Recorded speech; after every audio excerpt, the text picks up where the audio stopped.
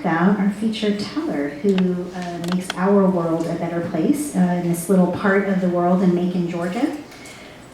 So our featured teller tonight is Mr. Alex Habersham, and he is the visionary owner of Habersham Enterprises, a dynamic conglomerate providing a comprehensive suite of managerial consulting services aimed at empowering business owners, managers, and organizational leaders to maintain competitiveness and achieve optimal success. Habersham Promotions, a marketing and promotional outreach business, and the Macon, Middle Georgia Black Pages. Let me say that again, the Macon, Middle Georgia Black Pages, a resource and business guide highlighting African American businesses alongside other community partners. Under the auspice of these two influential organizations, Mr. Habersham spearheaded the creation of the Downtown Diversity Initiative.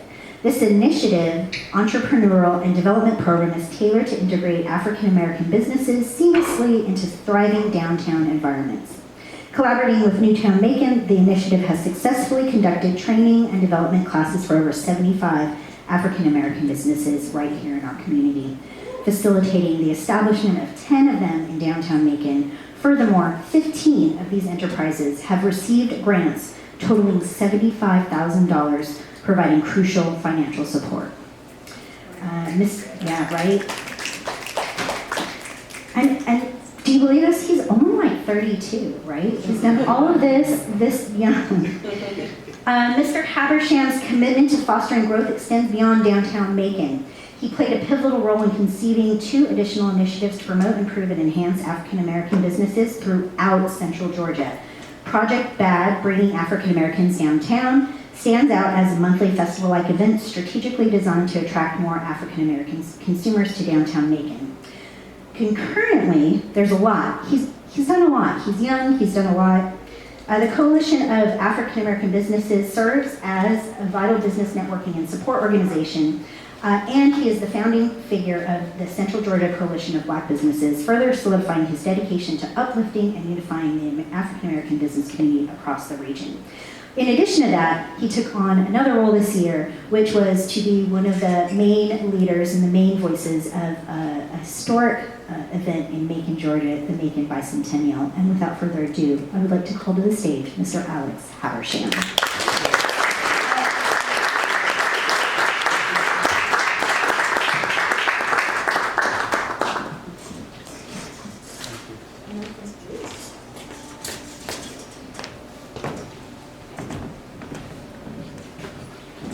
When I was in high school, I worked at a place called Pinebrook Inn,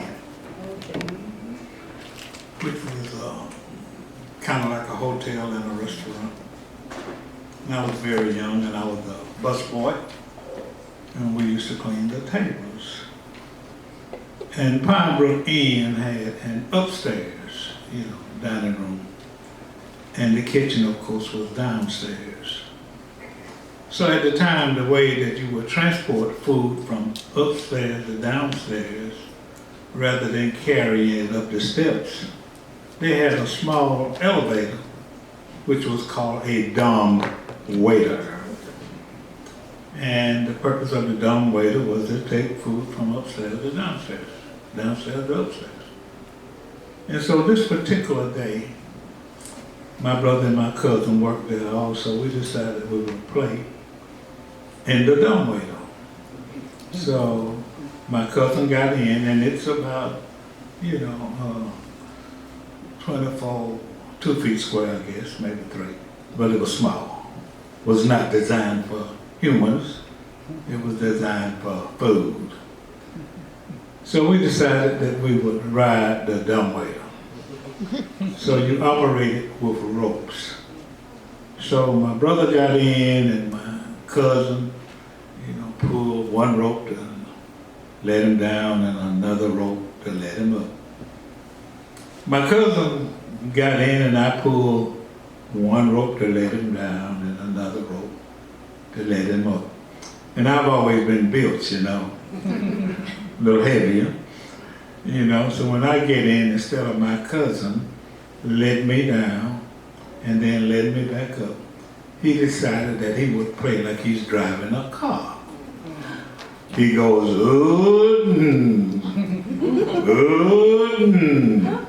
jerking me back down and then back up. And then all of a sudden, he goes, and then I could feel him tugging on the ropes, but the dumbwaiter was not moving. So I'm contained in this chute, about 30 feet. So all of a sudden, something clicked, and I fell about 25 feet down that elevator chute.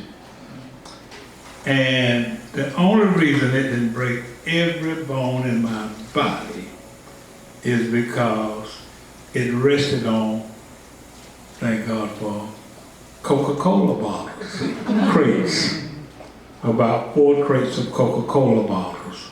So when it came down and hit, the bottles broke. Not all at the same time.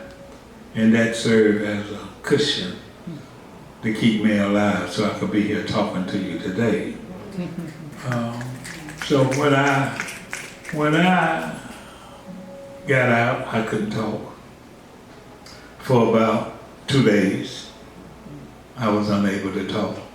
My cousin, and this is true, my cousin ran out the back of Pine Brook Inn and jumped a 12-foot fence. And we don't know to the day how he got over that fence, but he did because he had thought he had killed me. So, I don't shun at the opportunity to tell some stories, and they're not all funny. And when I thought about trying to discuss the gift that keeps on giving, then I kind of reflected on myself and the kind of gifts that I have received during my life and my efforts to try to give back. And I guess it's from DNA, it could be from my parents, it could be from divine intervention, I don't know why. But all of my life, I have been concerned about uplifting the community and community improvement. So when I was in high school, I was the editor of the newspaper. I said that, that we must lift ourselves by our own bootstraps and take responsibility for our action. Then after having gone to college, then I came back to teach at my high school.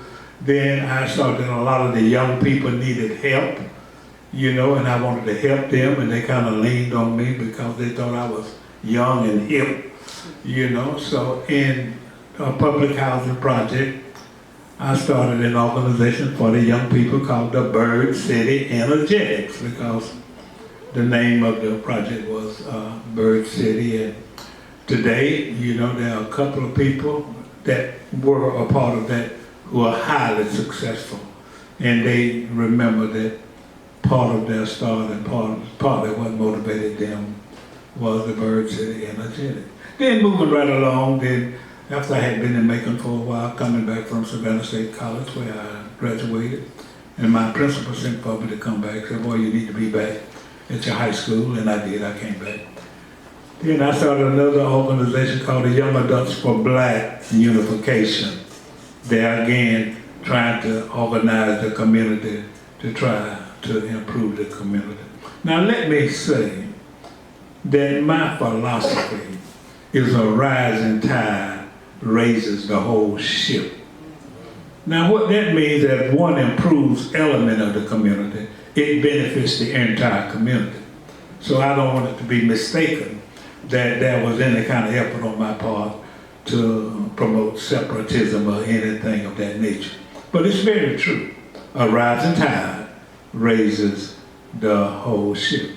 Then I started another organization called the Associations for Political, Social, and Economic Progress, and we were a bit older then.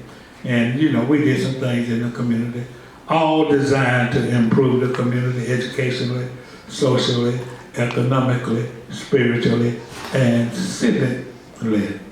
So moving right along, a few years later, I started another organization called the Macon, Middle Georgia Black Pages, which is a directory of African American businesses in an effort to uplift the community economically, which in turn will result in the community being improved, because as these African American businesses do better, they can become more involved in the community educationally and make contributions and give donations to nonprofits and things of that nature. Then I decided to start an organization called the Adopt a Role Model Program, because research shows that there is a particular problem with African American boys, and that's based on the research of a guy called Dr. Kawanzo Kanjufu, and it's called the fourth grade syndrome. So what it says that after spending time with his mother, female mother, female teachers, female principals, these young men, by the time they're fourth grade, if they don't have the influence of a male in their lives, then they begin to think that they are grown.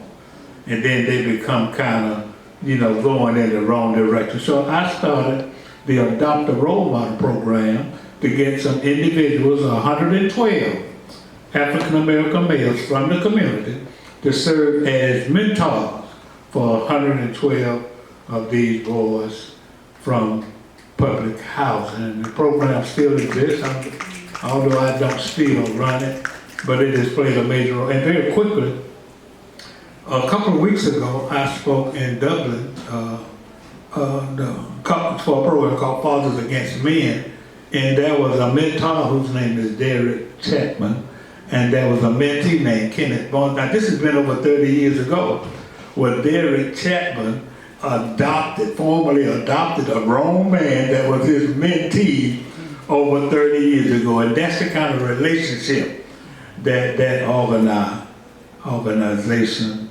built, which, really warmed my heart to see that it had that kind of impact. So I'm gonna go, taking a slide here, because I still need to mention the gift that keeps on giving, So from somewhere, this intangible gift,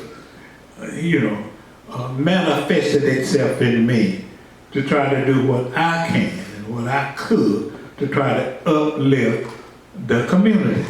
So I continued to do that, and so I started the Downtown Diversity Initiative, as Corey mentioned in the introduction, which was designed to bring more African American businesses and more African American consumers downtown.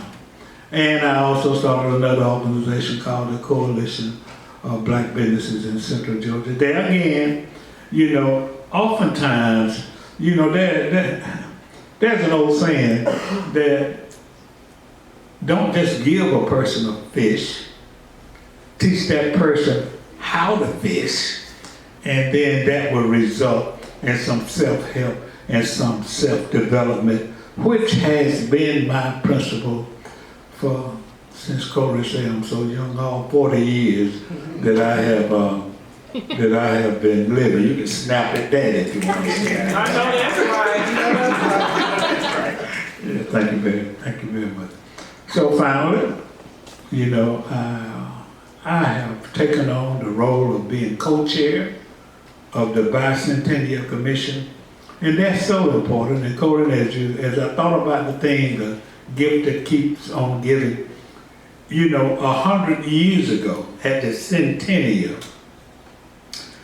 the Centennial Committee gifted the city auditorium to Macon. And that's a perfect example of a gift that keeps on giving. And so what we are doing and we've had several, I think we've done phenomenally well in trying to introduce activities and art and programs and music and just kind of all kinds of activities to pull this community together. And part of the objective is to make us proud of our community, because what we want to do is to kind of interject a sense of pride in our community, because as people feel better, a lot of people don't realize, what a wonderful place we live in. A lot of people don't realize all the advantages that we have. I know that's right. Living in Macon, economically, geographically, demographically, educationally, civically, spiritually, locationally, because we are in a phenomenal location. So what we have done with the help of a lot of people is we have brought various activities to this community. And the co-chair, the other co-chairs, Wes Griffith and Julia is on the committee. There are several other people in the community who have worked real hard to try to create the kind of legacy that's going to be a gift to this community that will keep on giving year after year after year after year. Thank you.